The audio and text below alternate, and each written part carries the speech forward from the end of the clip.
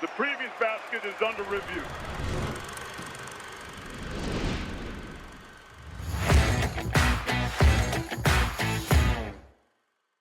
Hello, and welcome to the Basket Under Review podcast. I'm your host, Eamonn Brennan of Buzzer at eamonnbrennan.com. That's my newsletter. Also here, Basket Under Review, which hosts this podcast and a ton of other great, high-level, in-depth college basketball content. Check out the site. Check out all this really good stuff folks are doing there.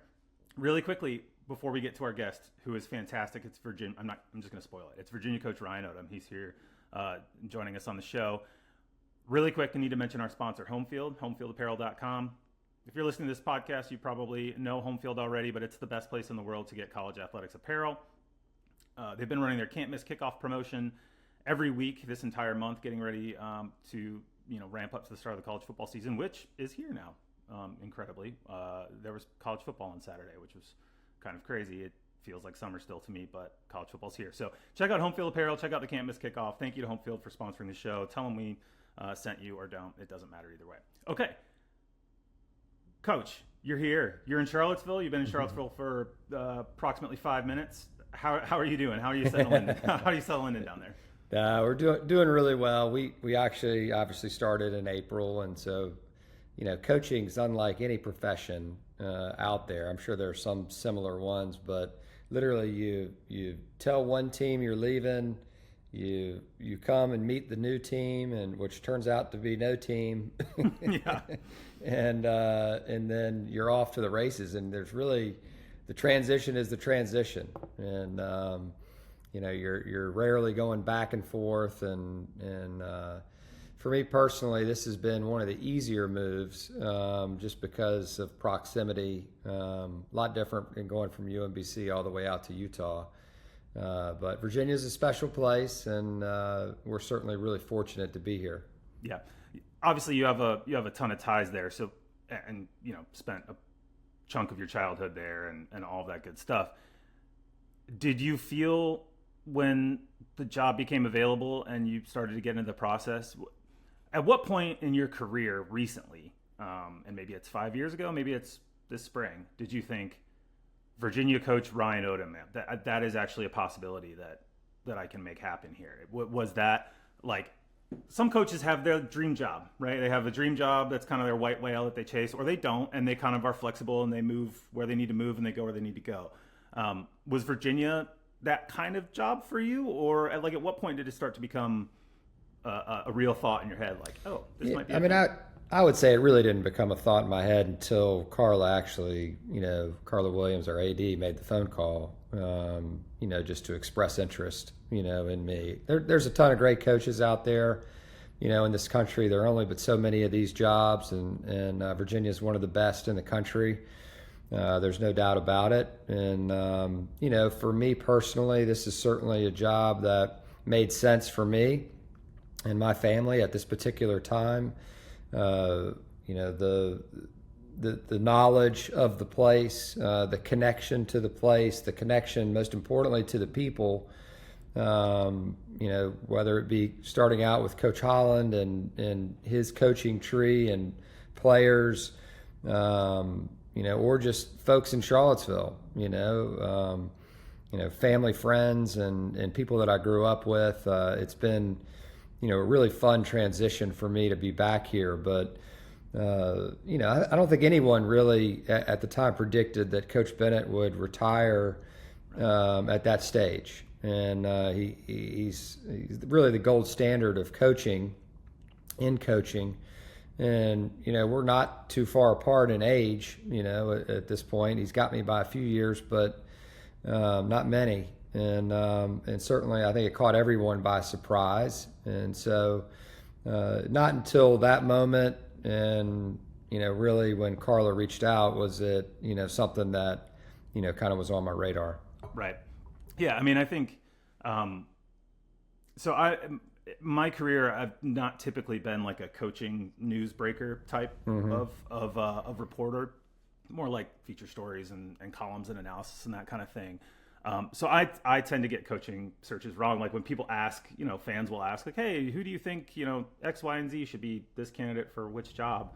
I tend to have no clue and just kind of punt it. But I will say, this was one that felt extremely sensible, even from, the beginning of last season. You'd get Virginia fans would write in on a newsletter, on a mailbag or whatever, and ask that question, like, what's the list? And you sort of look around and you think, well, Ryan Odom's right there at VCU. That's kind of an interesting match. It makes a lot of sense. And it felt a little, I don't know if destined is the right word, but you've had so much crossover with this program, obviously from your early life, but also, UMBC, which, the way things played out for Virginia that following year, obviously maybe takes a little of the sting off for fans seeing you around now. But, you've had so much intersection and history with this program that it's just such an interesting sort of fit, and made an extreme amount of sense from the beginning, at least to me as a kind of an outsider who, again, like I said, is usually wrong about these things. Yeah, there's certainly days where I'll, be heading into the office or leaving the office, whatever it is, or maybe it's some alone time where you kind of have to pinch yourself. Yeah.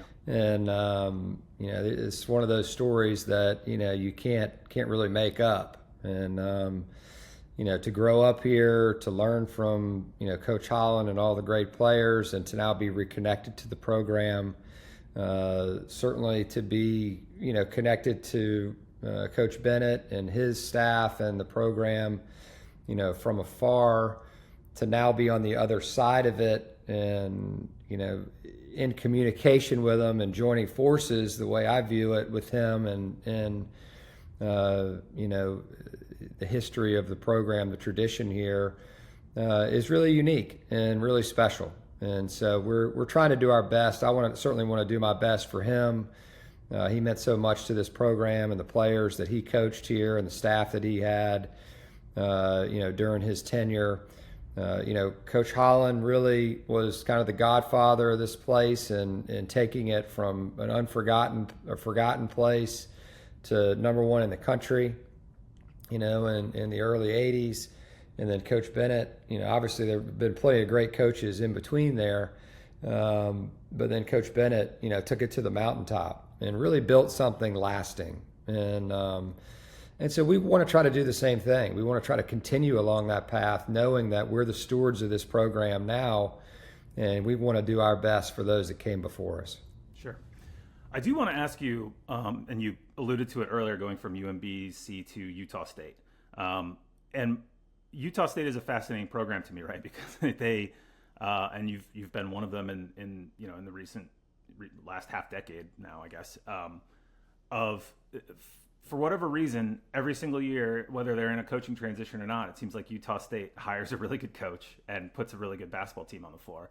And I was wondering what it is, because, again, this is the kind of thing that I've gotten asked in a mailbag before. I don't really have a great answer for it. What do you think it is about that program that consistently maintains, even with a lot of turnover, a lot of transition, whether it's 1 year, 2 years, that sort of thing, consistently maintains a high standard? What was it about Utah State that attracted you in the first place? And then for being there for a couple of years, what did you see in that program that's allowed it to sustain sort of the level that it has, even with a lot of coaching transition? Yeah, I think first I'll say, I've been blessed to be at three schools, that are similar in terms of the tradition, of excellence that has existed before I ever stepped on campus. Utah State's a very unique place. It's a place that absolutely loves basketball. They have a true home court advantage. Not everybody in college basketball has that. The students, the herd, really get into it. Every coach, that I spoke with prior to taking the job, and then obviously experience it myself, and then talking to Danny Sprinkle and the other coaches that have coached there. Craig Smith, obviously, I'm close with. It's just a unique place. It really is. The people that grow up in Utah, the student athletes that I'm talking about, not just for basketball, they want to go to one of the schools in Utah. They just naturally want to do that. And so you're going to have a chance at some really good players, some talent that maybe you couldn't get elsewhere in other states, that can really help, bolster your program and get your program going. And certainly, we had that at Utah State, the Justin Beans, the Stephen Ashworth, the Brock Miller, Ended up Mason Falsliff. I coached him for a year. He was a redshirt, my first year there, and then took off, under Danny Sprinkle, and has continued that, going forward. And so they're just really good players that want to be there, and they want to graduate from. They want that degree from that place, and they want to help that place continue to win. And it's a team effort all around, and certainly, it's a fun place to coach. For sure. So in preparing for this podcast, I was rereading my former colleague Brian Hamilton's story the night of the win when you were at UMBC over Virginia, obviously the first number 16 seed to beat a number 1 seed. And I'm curious, before you got to UMBC, was there a point where you weren't really sure if coaching was like the right path?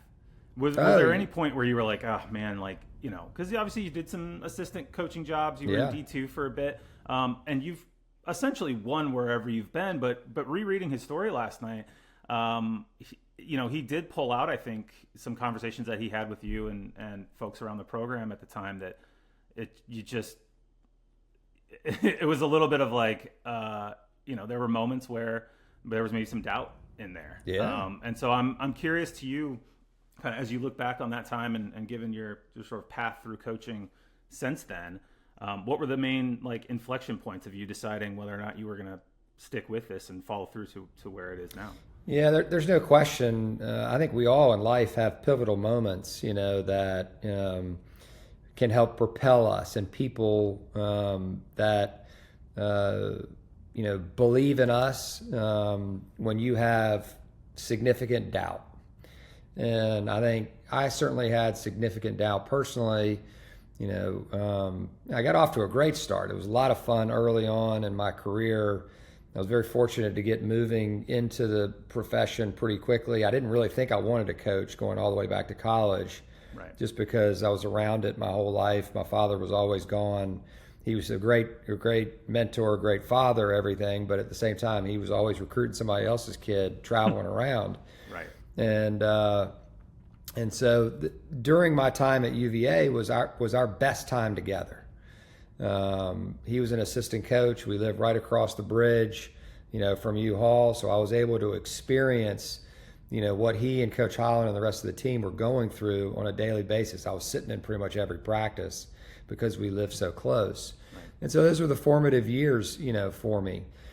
Decided to get into coaching after Hampton-Sydney just simply because I'd always thought I wanted to go in the financial world, and it got to a point where I did an internship in Charlotte with my godfather at Bank of America, and I was like, I'm not ready to commit to this just yet. I'm not ready to give up basketball. And what are the ways that I can stay involved in hoops? Well, that's coaching. My brother was at the height was doing really well in his career at that point. My father was kind of at the height of his career at Wake Forest. So it made sense for me. And I advanced and did pretty well through the help of many, many others. And it got to a point at UNC Charlotte where we were doing really well. And then all of a sudden it just kind of took a turn, and we were let go at Charlotte. And so it was at that point where I was thinking I was ready to be a head coach. I'd kind of done all the different positions, and I felt in my own mind I was ready to do it. And it hadn't gone well, at that point and at that particular time. And so there were moments where, I was trying to figure out, do I want to keep doing this, or do I want to try to pivot, and do something else? And Neil McGahee gave me an opportunity at Lenoir-Rhyne University. My father, stayed on me. My wife in particular, was really, really helpful in terms of the mental side of it. There were certainly others, that were really helpful as well in terms of, just giving me the encouragement that I needed to say, hey, I know this particular moment didn't go well for you. You can do this. And I walked into a situation at Lenoir-Rhyne that gave me new life.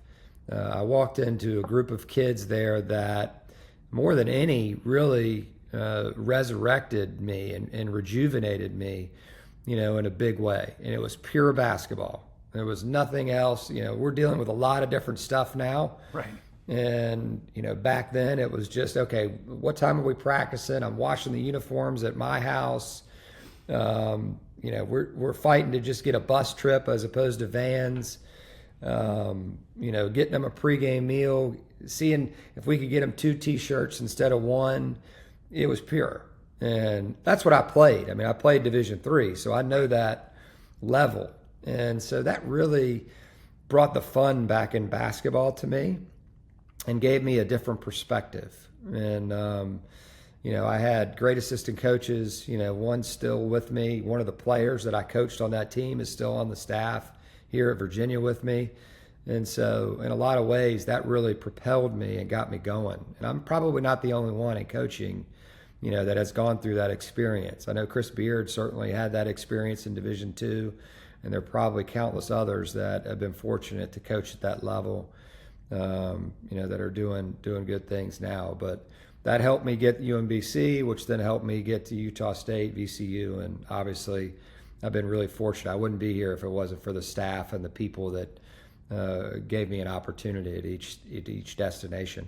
Yeah, I think it's such an interesting thing about coaching and college coaching, but coaches at all levels. I think it is a profession more accustomed to losing your job than the average civilian, right? Like, I think the last time we spoke was 2 years ago. I just got let go at the Athletic, and I was supposed to be interviewing you as sort of like a preseason preview for VCU, and you called me kind of out of the blue that day and said some really nice stuff, and heard from a few other coaches that day, obviously colleagues and all that good stuff. But I think you try to explain something like that to your average buddy who works in banking or whatever, and they kind of they tend to stay steadily employed and maybe work at the same place for 15, 20, 30 years. And it's coaches, I think it's always really interesting, the familiarity with getting let go and the solidarity is a really cool thing among coaches that I think is unique to the culture of the sport. Yeah, no question. Well said. And it certainly is. It provides so many tremendous feelings and blessings, and the connections that you have to the young men that we coach. That's not going to change. Regardless of the way the climate that we're in right now. The relationships that are forged are tremendous. Yeah. I think it's easy to lock in on tactics and X's and O's, and that's obviously a huge part of what makes college basketball great. And just sitting down and watching games is great. I think the thing that makes the NCAA tournament extra special, particularly covering it when you're there, is the thing you're talking about: the relationships, the emotion, the level of connection with players and coaches. And it varies from team to team and guy to guy, but every single year in the tournament, it is a like almost sometimes overwhelming emotional experience, even just as a reporter sitting there and some poor 22-year-old kid is crying his eyes out because they just lost in the first round by 30 points or whatever. Yeah. And his career's over. It's a special thing, and I think it's what makes the sport really great. Okay, I want to talk to you about the thing that I've kind of been talking about with various guests on this podcast all offseason, which is the incredible and immense task of putting a roster together in 2025, particularly for someone like yourself, who's a first-year coach. Coming in, as you mentioned at the top of the show, in all likelihood, when you take the job, you're not going to probably have a ton of roster left over, right? It's just nature of the beast. The guys are going to transfer. They're going to move in different directions, and maybe you retain one or two or a couple more, but by and large, you're going to have a whole new roster to put together. And I'm just kind of wondering how you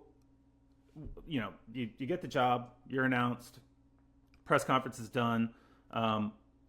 What is your first thought about putting together a roster?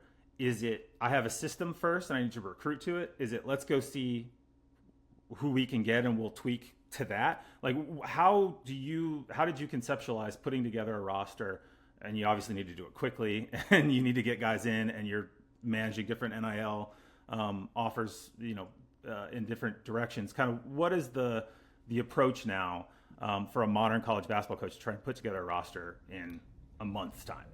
Yeah, it's not easy. There's no question about it. It's a daunting task. We when we first arrived here, we didn't anticipate that we would lose, the majority of the roster. We thought we would be able to, keep some of the guys that made sense, that would match us. But you really think about it, they were alerted on October whatever when Coach Bennett decided to, retire at that point. So they had really an entire season, to kind of process, is this going to be right, for me to stay, regardless of who the next head coach was. And certainly there was a change that was made. And so now when that happens, now the young men that were on the team had, a decision to make. And we certainly respected each one of those guys that were here before and want the best for them. And I know a lot of them, they've all chosen great places, and we wish them well.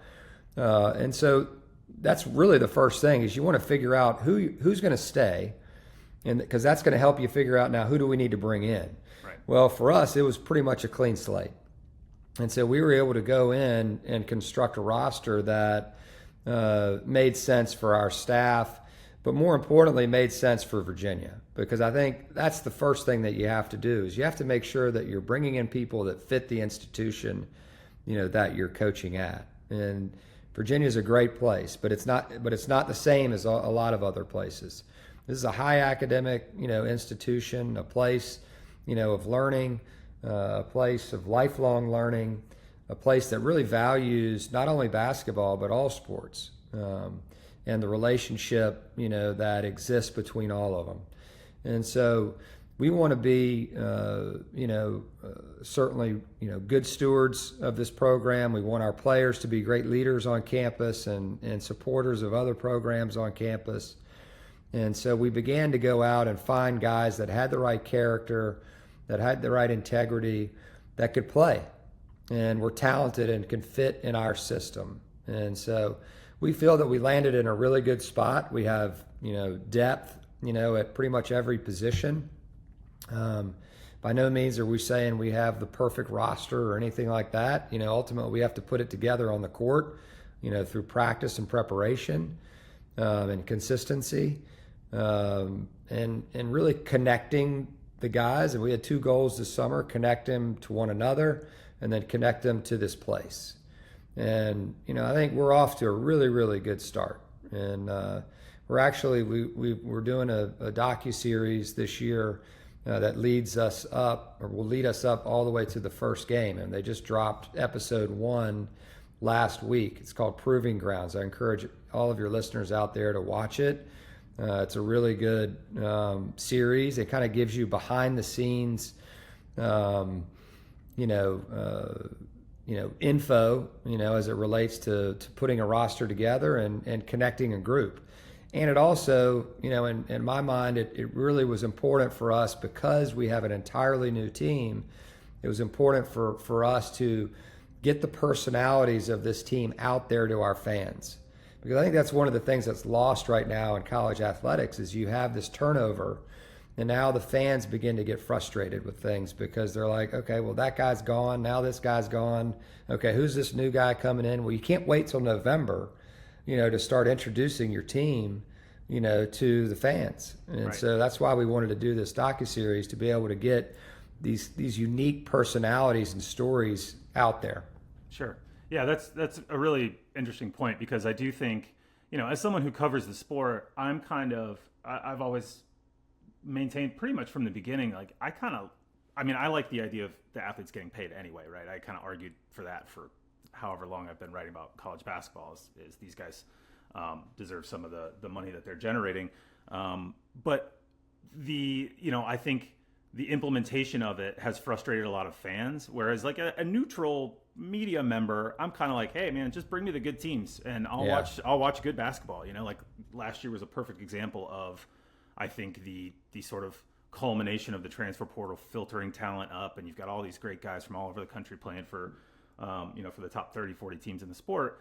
But I do understand from a fan's perspective, and you do hear this from fans sometimes. It's just like, I just met these guys, and now every single one of them's gone, and we have 13 new guys on the roster, and I have to get my head around this. And I do understand, just some fan frustration, particularly, I think, for a place like Virginia, which, under Coach Bennett was run really like a classic college basketball program. They placed a huge emphasis on retention and development and building guys up over 2, 3, 4 seasons. And so I think, getting your head around, as a Virginia fan, just a college basketball fan, getting your head around the idea of I got to meet a new roster every year, and I got to form those relationships as a fan is different and challenging. So it's interesting that you guys are kind of getting ahead of the curve on that. Yeah, there's no question. I mean, I think the biggest thing is making sure that our guys are playing for Virginia, and our fans are cheering for Virginia. And it does look different. We're certainly by no means as a staff giving in to, having those long-term relationships with players where you coach them 4 years. But it is going to look different. We're going to have guys that are 1-year guys. We're going to have 2-year guys. We're going to have 3-year guys. We're going to have some that, eventually leave that we don't want to leave. It's part of it. And you have to be flexible. You can't get your feelings hurt. You have to be able to adjust and find the next right guy, for your program. And, certainly we want to have those 4-year experiences with players. And, we want to give them every reason to stay at UVA. And, because they believe in this place, they believe in the people, and they know that a place like Virginia can do way more than maybe another place 30 years from now for them. Right. And we want our players to not be short-sighted, about what's right in front of them. Right. So speaking of sort of the transition, and we'll get back to the roster construction concept in a second, but going through the transition, I'm wondering what kind of conversations you initially had with Tony after taking the job, and what he sort of told you about the program, or what you told him about kind of the direction you want to take it in, and where the sort of similarities are and where the differences are. Like what are the things you're keeping from sort of the Tony Bennett era, which has really defined Virginia basketball for, the last 10, 15 years, versus what, your path forward with the program is going to be? Yeah, I mean, I think, from a coaching style standpoint, or playing style, I guess it is going to be a little bit different. Yeah. But the one common thread is certainly efficiency. His teams were always amongst the most efficient teams in college basketball. And so we aspire to do the same thing, like, without a doubt. We want to be efficient on offense. We want to be efficient on defense, and really not beat ourselves. We want to make sure that we're doing our best, to impose our style of play, on the game. And then in the big moments, we want our players to be confident and free and ready to make the play, whether it's for themselves or someone else, to help us win, and whether it's on offense or defense. And his teams they would suffocate you, on defense. Well, we've had some really suffocating teams on defense too, at other stops. We've had really good offensive teams. His national championship team was one of the best offensive teams in the country. Yeah. And could beat you by scoring, but could also, they could beat you, by defending. And so we want it to be similar in that regard. As it relates to legacy, because that's really what you're talking about, we want to honor him and his players by continuing some of the traditions, that they've had here over the years. And we certainly tried to do that at VCU. There were things that were started with Anthony Grant and started with Shaka Smart that I wanted to make sure that we continued at VCU, same at Utah State, and it's not going to be any different here. We certainly are the stewards of this program right now, but we want to honor those folks that came before us by continuing some of those traditions. When we put our hands together, we say together as a group. Well, Coach Holland did that when I was a kid. I can remember being out on the court, after a practice and him putting his hand in there and the rest of his team, Ralph Sampson, Rick Carlisle, all those guys, putting their hand in there and saying together, well, that's continued. That's a small thing, but it means something. And, we want to make sure that we're continuing those traditions. Sure. In terms of style, I mean, you kind of alluded to it there. Where would you put yourself on sort of the stylistic scale in college basketball these days? I feel like, for me, and please correct me if I'm wrong, your teams have always felt to me stylistically flexible. Whether it's at Utah State, team gets up and down a bit more, very fluid on offense. VCU, you guys played at a little bit slower pace, but we're really good defensively. Like, are you is one of your strengths as a coach, okay, I can take a group of guys and I can figure it out? Or are you a little bit more of an ideologue that I'm just not seeing, on the floor as much? Do you have an ideal style that you would like to get to? Or are you more willing to be flexible? I think there's certainly an ideal style, for us. I mean, I think last year at VCU was, I had a lot of fun coaching that team. And I think we all did. And I think the balance of offense and defense, I think one of the reasons that we're slower now is because of our defense. Our defense has gotten better over the years at each stop, and so it takes the opponents longer to score on us than in years past. When I first started at Lenoir-Rhyne and UMBC, it was an up and down game. We were scoring, the other team was scoring too, pretty quickly, and then we'd have these runs where we would just be able to spurt away from them. But it wasn't as much about the defense until year 2. That team was really good on defense, and then we had some, after that were excellent on defense as well. And I think, being able to play fast in transition, using your players' gifts, quickly in transition, being hard to guard there is something that we really want to try to focus on. But at the same time, then what? The defense gets back, they're going to get set. Well, now we've got to have, the next, plan of attack, for us to be able to get a quality look. And it's really about creating advantages and really trying to keep those advantages, on the offensive end. Defensively, we want to press, we want to get up, we want to pick up full court, and impose our will. It's not so much trapping and doing all those kinds of things, but it's a sustained effort, defensively.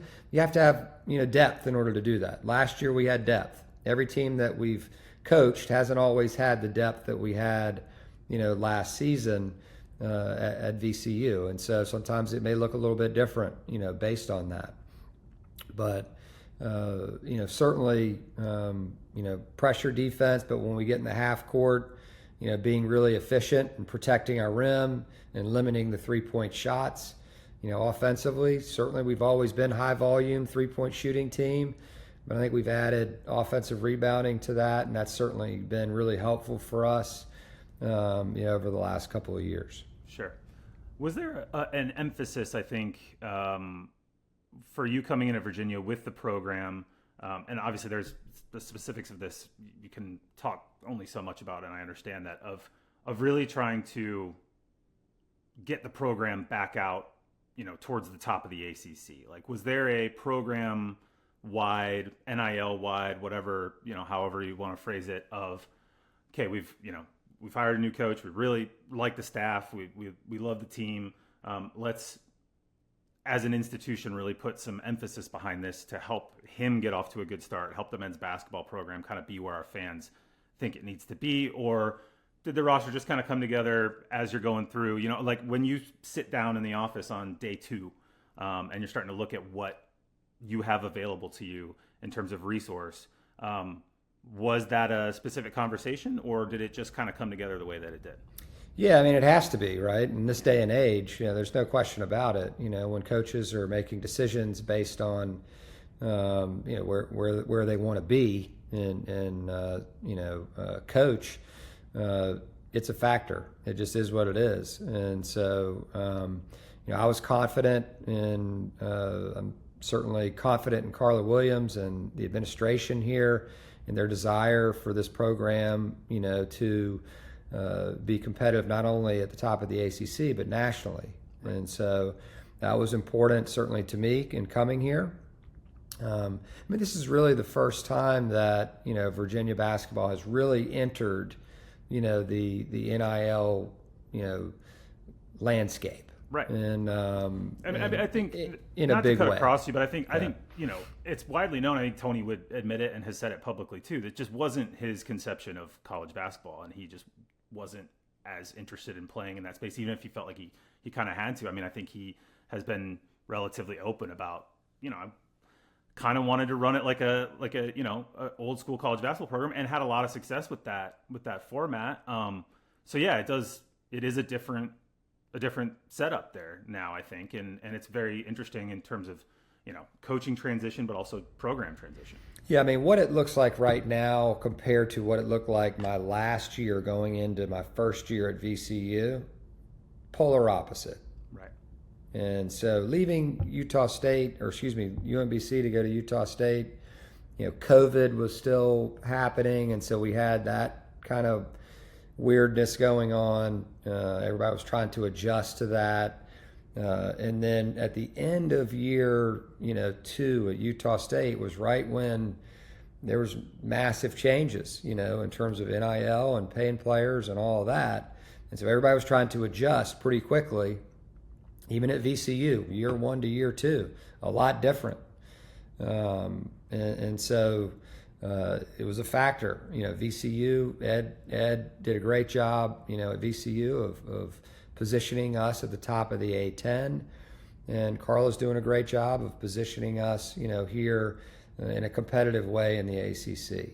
And so, it's really important. Our program's important to our fans, and certainly, we want to do our best, to make our fans proud.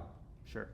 Okay, well, let's talk about the actual product of that effort, the guys you've assembled and the team you've got going. I'm sure you've had some time in the summer with them. I think you guys are getting started in earnest this week. Tomorrow. Right? Yeah. Mm-hmm. So you're getting up and running, but kind of what have you seen from guys on your team that maybe surprised you, or is just caught your eye in the summer so far as you guys kind of get going now? I think one of the things that you notice, nowadays is, guys are older.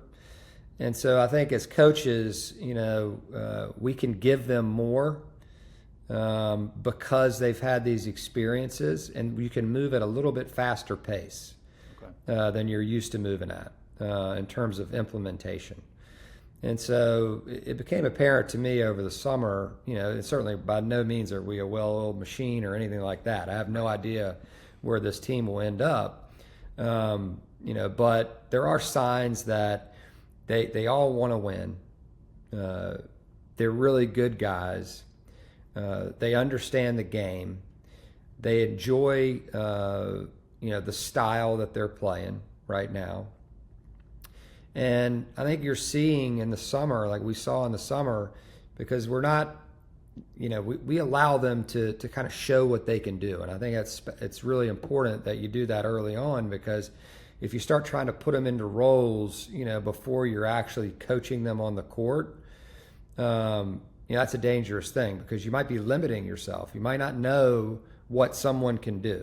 Right. And so we've allowed them to play with structure, but also show us in individual workouts kind of what they can do individually, and what kind of tools do they have to work with offensively and defensively. And you begin to see their gifts. And so then it's up to us as coaches to begin to utilize those gifts that each guy has.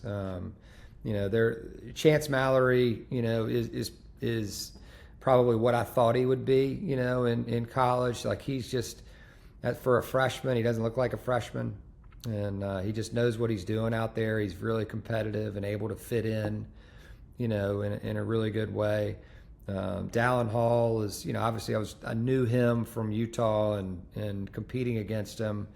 And so, he's a great leader and a really, really good point guard and player overall. Physical, can get to the basket, can shoot it. Malik Thomas is dynamite in open court, and can really score the basketball. Devin Tillis, is about as high IQ a guy as I've coached. Sam Lewis is a talent, can really score. Jakari is fast and can really defend. Inside, Grunlow and Ugo, both guys, are very, very good and excellent rim protectors. And both can shoot it a little bit, from the exterior and pass. So impressed with them. Testa Ritter, we didn't get to really work with over the summer, but he'll start out tomorrow with us.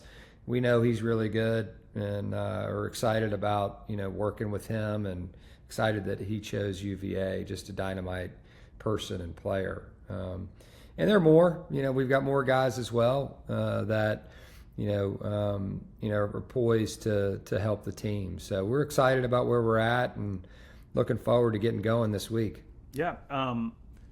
You mentioned earlier the emphasis you and your staff had on recruiting for Virginia and sort of the Virginia culture and having guys who made sense for that. How easy is it to get a sense of how a guy fits into that? Like when you're doing evaluation of players, obviously you're looking at tape and stats and so on and so forth. But how do people on your staff tend to try to feel out the personality side of it to get an understanding? Because things happen so quickly in the spring that it's not the extended recruiting, going to sit down in a kid's house, talk to his grandma 5 times to try and get him to sign a letter of intent. It's a much more compressed process. So how do you and your staff go about figuring out the personality side of things and how guys are going to work together?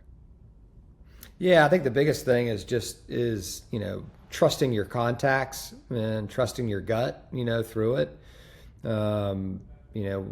Our staff, has a wealth of experience. I'm very fortunate with the guys that I have on our staff. They've all recruited, for a long time and understand me, most importantly.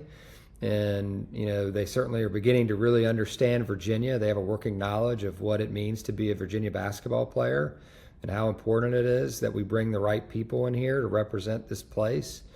And, guys that are committed, on the academic side, that even though they may not be here 4 years, they understand, what it means to be a Virginia student athlete. And they're going to have to work. They're going to be around other students that are chasing excellence. Maybe they're chasing excellence in biology or architecture or, a lot of these different pre-med, law, business. There's all these different avenues here that they have access to. And we want our players to get from this place. But, I think it's just trusting your contacts and trusting your gut, as you go through it. And, a lot of times, your words and your actions really say a lot, and can tell a lot. And certainly we've tried to utilize the radar there that we all have as it relates to, we want guys, put it this way, we want guys that want to be here and want to be at Virginia and want to choose Virginia. We don't want guys that just want to be here for X, right? And you know what I'm talking about. Because that ultimately that's not gonna win games for you or make your fans proud. Right. And so we have a great selling point here at UVA, and we want to make sure that all kids, whether they're freshmen coming in or a transfer portal guy that's here or a guy that we're trying to retain, appreciates this place. Sure, that makes sense. Okay, I have one more question for you. It's obviously the most important one. What's the go-to in Charlottesville? Are you a big Bodo's guy? What are we doing? Oh, I love Bodo's. Yeah, Bodo's is great. Good. Yeah, Bodo's was kind of started maybe when I was in college. I don't think it was here when I was a kid, but the restaurant scene has totally changed. Yeah. Here in Charlottesville, there's so many great restaurateurs that are doing big things. And I was fortunate in Richmond to have a great restaurant scene, and it's stayed the same over here in Charlottesville. Yep. There's you can pick a different place every night. A lot of good options in Charlottesville. Very people maybe not from this part of the country don't that don't know Charlottesville super well. I remember talking to someone, I think it was around the time that there were rumors that Tony might be thinking about taking an NBA job. And, you know, there was like someone, I can't even remember, it was a comment on something I wrote or whatever, like a random, you know, story. And some commenter wrote like, yeah, I mean, he's going to move from Charlottesville to LA. And I was like, hold on now. Charlottesville's a really nice town, man. Like I've been there a bunch. I cover the games there. Charlottesville's pretty awesome. If that's like what you're looking for in life, like it's a cool place to be. It is. There's no question about it. A lot of folks come here that went to school here. They left and now they're coming back. You know, their kids are coming here. You know, we're fortunate that my son's a first year now here at UVA, so we're able to meet a lot of the first year's parents as well that, you know, have a connection here and some don't. You know, it's really cool, you know, to see the new class coming in. Cool. All right. Well, there's a new team coming in, a new coach coming in. Thank you so much for your time today. This was hopefully pretty enlightening, and hopefully the UVA fans are excited about the roster. And it was great to talk to you about just what I find to be a completely crazy and fascinating process of trying to put a basketball team together in a short space of time with a lot of stakes and a lot of resources involved. So thank you for coming on and talking to me. I really appreciate it. Really quickly, just want to thank our sponsor, Homefield Apparel. Check it out. Thank our producer, Corey Aldis, and thank our guest, Virginia head coach, Ryan Odom. Thanks for being here, and we'll talk to you soon. Thanks so much. Thanks for having me on. You bet.